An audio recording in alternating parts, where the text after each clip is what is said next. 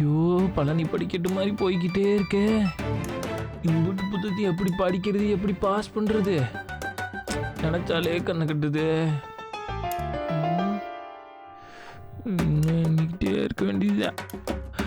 இவ்வளவு புத்தகமா? என்னென்ன இவ்வளவு சீக்கிரம் எந்திரிச்சு உட்கார்ந்திருக்க? தூக்கம் வரலையா? எது தூக்கம் வரலையாவா?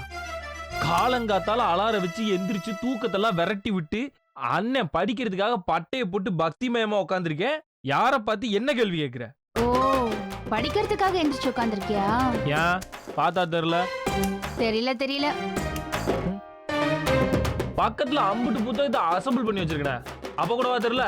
அது பழைய புத்தகத்துல எடைக்கு போடுறதுக்காக எடுத்து வச்சிருக்கியோன்னு நினைச்சேன்.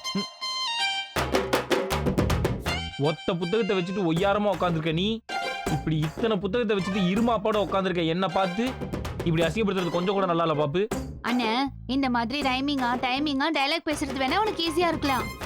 ஆனா நீ படிக்கிறதெல்லாம் ரொம்ப கஷ்டம்ண்ணே. எங்க இவன் படிச்சு பாஸ் பண்ணி மீனாட்சியை கல்யாணம் பண்ணிடுவானோன்னு நீ பயப்படுறது உன் கண்ணிலே தெரியுது. ஆனா என்ன பண்றது, நீ பயப்படுற மாதிரி தான் நடக்க போகுது. அண்ணன் விழுந்து விழுந்து படிக்கிற, அம்புட்டு அரியசியும் முடிக்கிற, அடுத்த முகூர்த்தத்திலேயே மீனாட்சி கழுத்துல தாலிய கட்டுற. இத யாராலையும் மாத்த முடியாது. பாப்போம். நீ ஒரு பேப்பரும் பாஸ் பண்ண மாட்ட.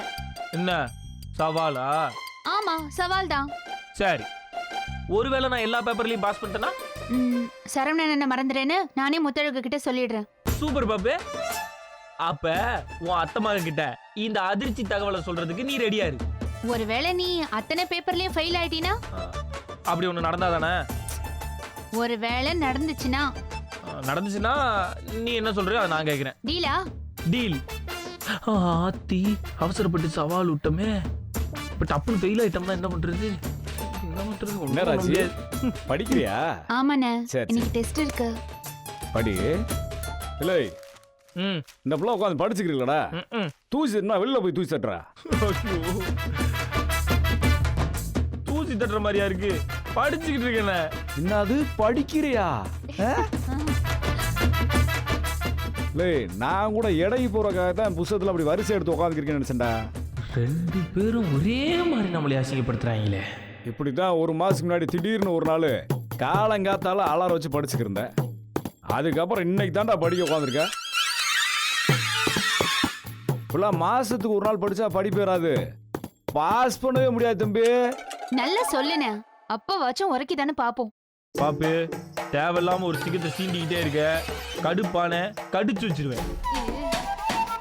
ஏய், இவன் கூட சேர்ந்து உட்காந்த நீ படிக்க முடியாது. நீ உள்ள போ, உள்ள போய் உட்காந்து. ஆமாண்ணே, நான் உள்ள போய் படிக்கிறேன்.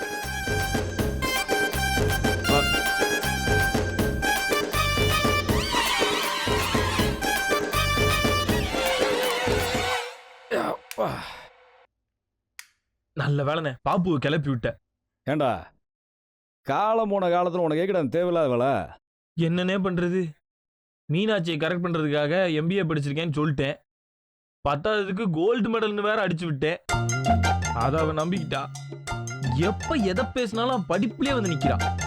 படிப்பு, வேலை, ஃபாரின்ல செட்டில் ஆகணும்னு திரும்ப திரும்ப அதையே சொல்றானே.